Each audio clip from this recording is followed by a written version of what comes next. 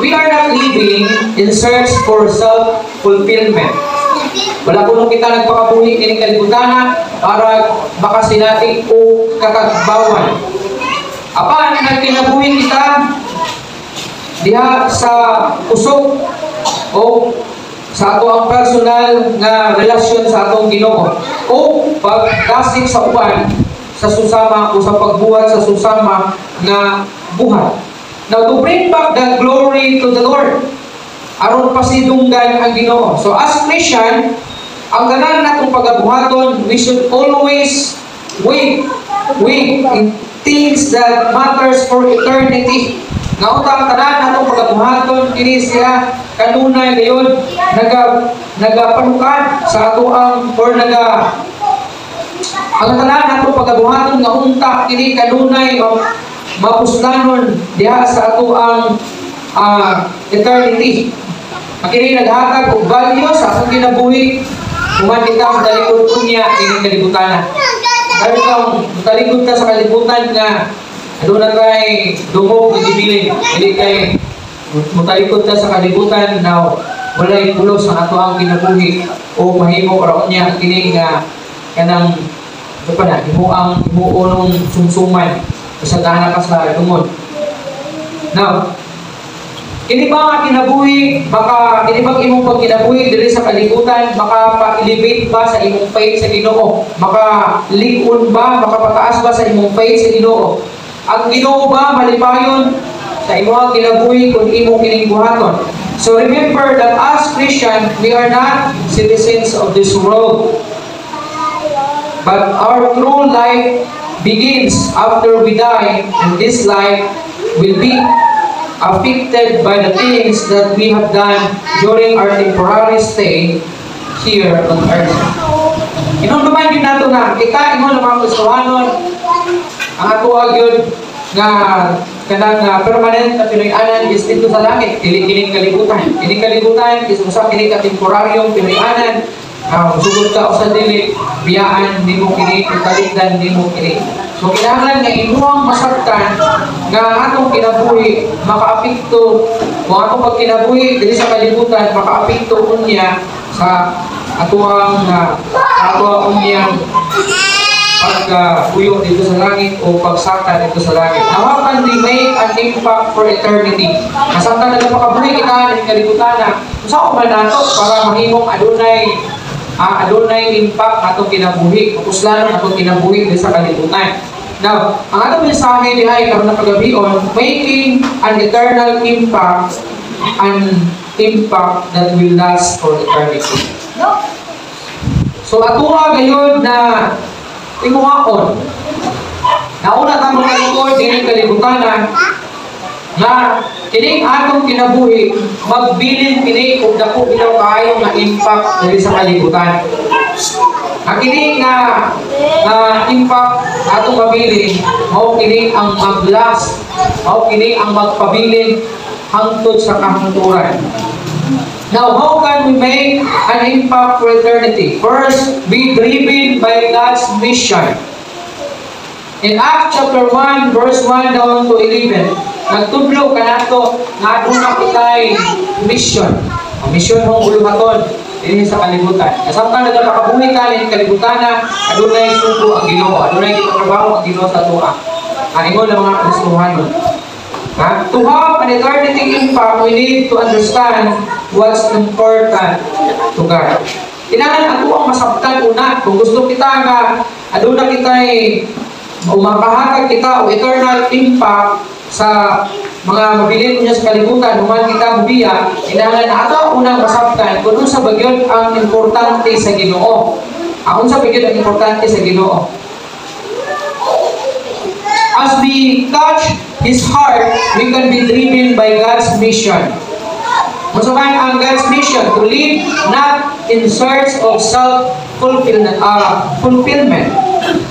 So, kailangan masabtan nato ang mission sa Ginoo, kailangan nga dili ta madaog o dili ta madala sa tuwang tawanon na na pagbati kundi mahimuyon ang atong kasing-kasing sa buot sa Ginoo nga ihatag na kanato nga trabaho. This is ang ato ang mission. Kung sa atong mission, to live not in search of self-fulfillment.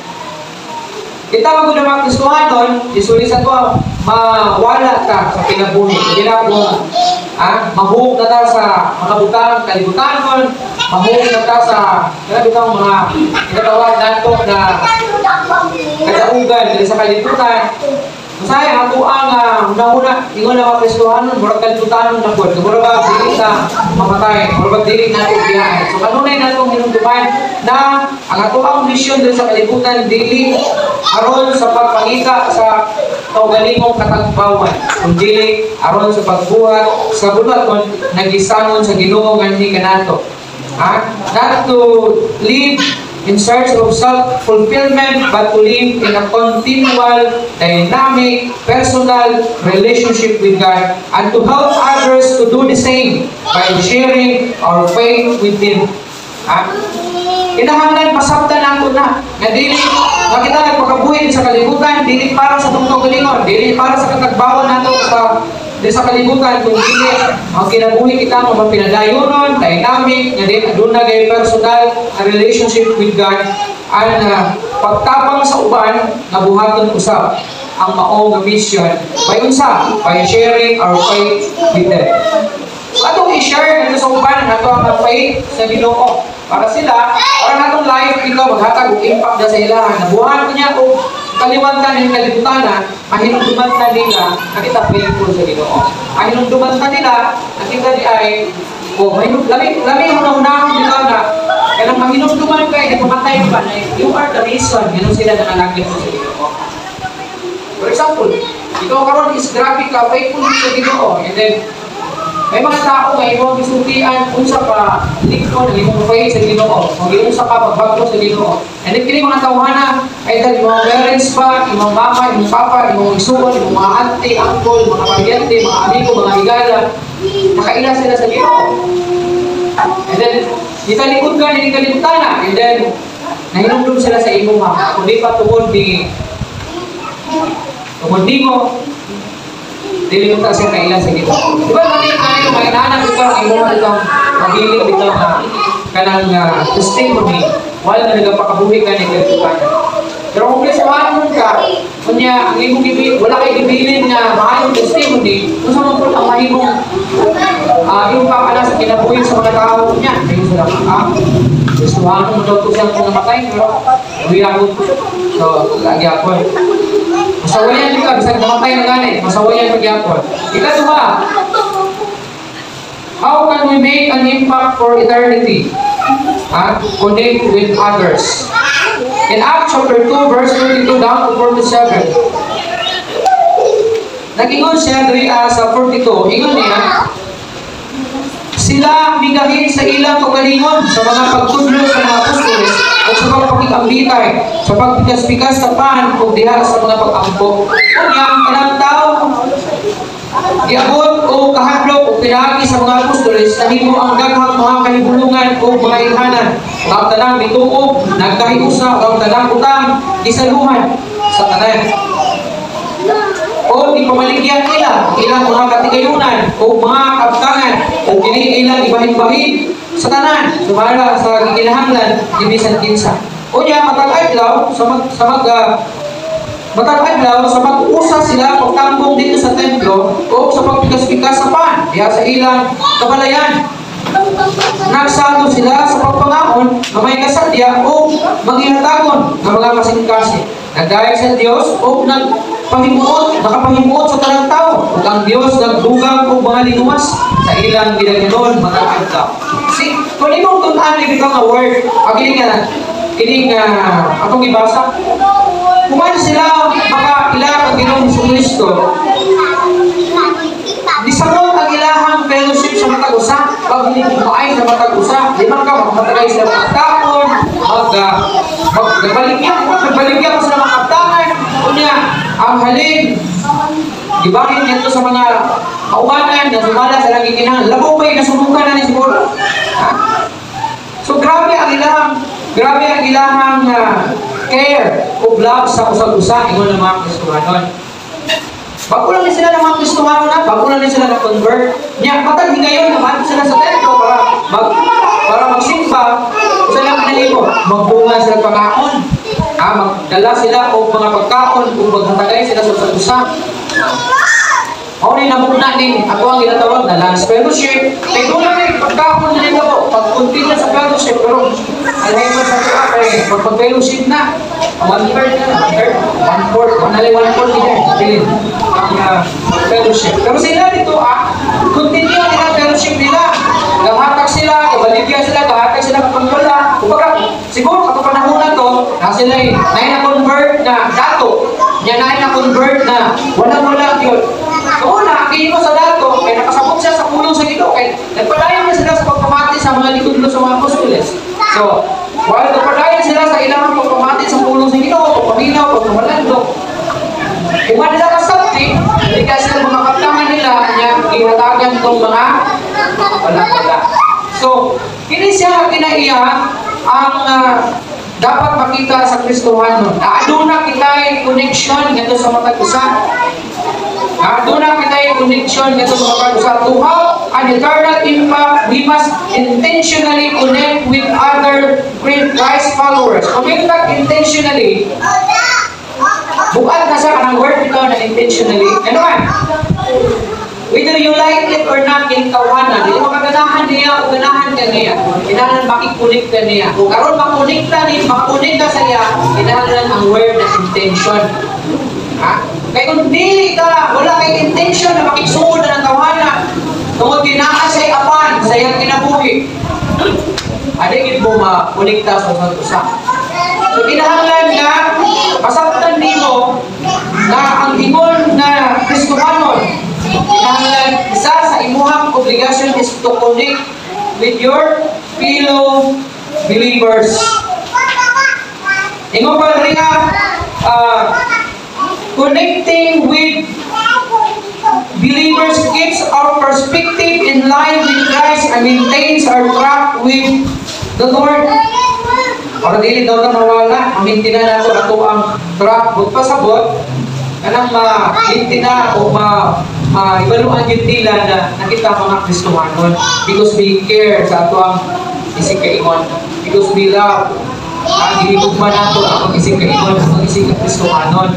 Kailangan ka makipag-fellowship sa mga usa, pag-alto ka sa daka, pag-puyong ka na, kailangan mag-fellowship, pag-alto simbahan, kailangan mag-fellowship, mag-lunch fellowship na kailangan ka makipag-fellowship. Kaya muna dapat ang pinaiya sa usa ka Kristohanon. Ingon pa gaya, no man is an island. Kinahanglan nato ang usag-usa. Kaya dili tanan panahon na stroke ka, dili tanan panahon na dasit ka, mabot ka nimo ang kaluya, mabot ka nimo ang problema. Kung ikaw ra usa, usaon nimo karon pag namutay sa pag-alagad sa Ginoo. Kinahanglan nimo si sister, kinahanglan nimo yung igsuon para ma-double nimo, masuntukan nimo, para madasit ka niya. Kaya diya sa Iglesia may lain-lain na mga talento. May mga magdadasin, may mga giyatagol, may mga maayong kinaiya. So kinahanglan nila magbati, magbuo, mag-usap tanan para aduna kita yung connection sa usap-usap. Manay ginaingon, kinahanglan yun nato ang matag-usap. Dili ka pwede nga ikaw lang magpakabuhi ng kalibutanan. Ingon na gustuhan. And ikatulong contribute to eternity. Hindi natin yung sa akin, taas-taas in the verse. So, contribute to eternity. Kung yung contribute to eternity, it takes courage and boldness to follow Christ. Listen kayo. Kinahanglan nimo og kaisog, dugang kaisog sa pagsunod kang Jesucristo. Now, kung wala kay kaisog, dili ka maka-contribute diha sa eternity. Now, God gives us the privilege of contributing to His kingdom. And it can be either through ministry, bringing souls onto His feet by bringing our non-believer friends, or non-believing friends or family members, or serving the Lord in ways that glorify His name. Ano lang kita'y dapat mahatag na contribution? Ingon ng mga Kristohanon. Pero kinahanglan din siya kaiso So, para makakontribute ka, makahatag ka o bahin nanto sa laing tao, pinaagi sa pagdala og kalag diha sa tiilan sa Ginoo. Pagdala sa imuhang dili Kristohanon nga higala, dili Kristohanon nga membro sa imong family. Kasagaran sa tuwa, dili bayag gyud tibok family nato nangalagad sa Ginoo. Ginoo gyud siya. Bisan asa ka nga simbahan, majority sa mga members dili tanan family nila nangalagad sa Ginoo. And sa man ang imong ibilin sa ila, mubiya ka na yung kalibutan.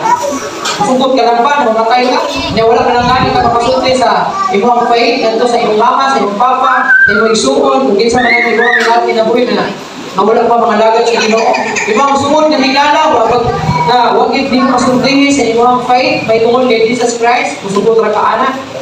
Namabot ang panahon, namubiya ka ng kalibutanan, na wala yun nahimo ang imong kinabuhi, wala yun naghatag kung timpa ang imong kinabuhi ngadto sa upang mga tao o sa imong Christ kinabuhi. Ayaw sa ana, natay buluhaton o kinahanglan ingon na mga Kristohanon mo contribute ta.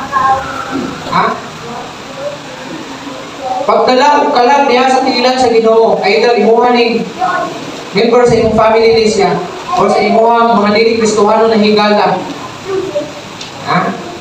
O kung Kristohanon naman sila tanan, mga friends, mga Kristohanon naman tanan, pwede ka kung ka makakontribute by serving God sa lahi-lahi na pamaagi. Basta kay makapahimaya sa iya, makapahibuot sa iya. Either sa pagkanta, pag-limpisuhan, pagtugtog, paghatag para sa buluhaton sa Ginoo. Kana siya kabahin sa pag-serve sa Ginoo. The quality of our life in eternity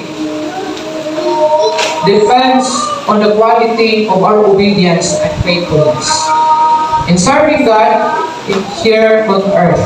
Katapusan, make Christ yourself or your life. Make Christ your life. Kung mingon ta, make Christ your life, wala ang pasabot ito nga. Sa dihang gidawat na nimo si Jesus Christ sa iyong kinabuhi. Si Jesus, doon na part siya sa iyong kinabuhi. Kabahin na siya sa iyong kinabuhi. Ingon bitaw si Paul, ingon niya, namatay mo uban ni Kristo o bilubong o nabanhaw ko uban niya. O dili na ako ang nabuhi din ako, dili si Kristo na. Kaya na kung daan niya siya, namatay naman to siya. Manigingol po sa 1 Corinthians 5:17 mo sa iyo, na ang daan ko ng tao, ang ginautan awa, ang bangko siya. So ang old life ni mo, namatay na to siya. Which is mo niya in sakto ang gisulti, kahimuha nga si Kristo, imong kinabuhi, atong kinabuhi. Your relationship with the Lord is not just a part of your life, it is your life. Yan naman. Kung part lang si Kristo sa itong kinabuhi, mauna ang nahimong hinungdan na naay mga daghang panahon na ma-itsapwira siya sa kang kinabuhi. Mga part naman sa itong kinabuhi. For example, kini ato ang body, compose kini sa nagalaing party. Kapon, karon kung tanggalin pundo ng kamot, ibulag sa lawas, mabuhi pa ka. Pirahan na sa likod, saan mo siya, doktor, mabuhi pa ka. Gani ang mukan, bisan ko, kanang nanay, sakit yung heart, ipa-opera, isang heart, iparalagit mabuhi. Pero kung maghisgot kang life, kung kuhaan kang life, tanan na mga parts sa imong lawas, patay na tanan.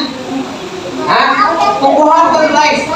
Now, ingon rin na dili lang part si Kristo sa itong kinabuhi, kung dili si Kristo mismo atong kinabuhi. So, buot pasabot, na dili natin kaya na mabuhi kung wala si Kristo. So, dapat, atong pag kinabuhi rin sa kalibutan, magkinabuhi kita, na ingon na sentro si Kristo, tungkol kay si Kristo man ang atong kinabuhi. For in Him we live and move and have our being. Nahulmatan, nahimutan ini, nahimutan nakaila sa Ginoo, nakaangkong kinabuhi, walay katapusan, tungkol sa Ginoo o tungkol din sa iya. Okay, nabuhi mo kita, magkinabuhi kita, na alam lang ngayon kaniya. So, muna itong isahin, karoon ng pagabihon, ingon pa ang Mark 6:8, We are not permanent citizens of this world, so we should always look forward to the things that matter in eternity. Inumduman din nato na, sama sa kinabalik-balik, namtanan lang niya o inikagutaran. Kung susunod ka sa dili, biyaanin mo na siya, malugay kung madali, wala na, unang-una agyon, nauna kang talikod, inikagutaran, adunay mabilin nga maayong testimony diya sa imong kinabuhi ang maghatag og impact sa mga tao na unya mabilin pagbabiyaan dito. Ito lang, ito bang maabot na kalimat, mga anak, mga baluan nila na faithful ka sa Ginoo. O pinaagi ka dito, sila ang swerte ka nila sa Ginoo.